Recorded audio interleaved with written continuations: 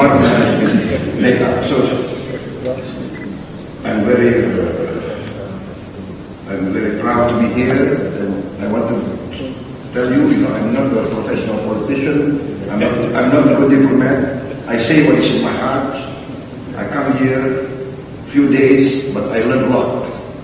I learned a lot from Prime Minister Modi's leadership programs and your commitment to alleviate poverty, your commitment to help the marginalized, to help the weakest part of your society is an inspiration for us. And I say, why not follow a good example, especially when you have many good examples. Thank you very much once again, and I would like to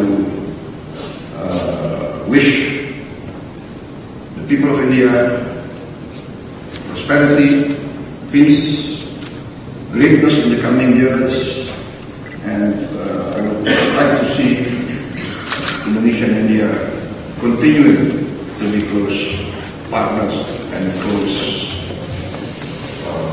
friends. Thank you very much.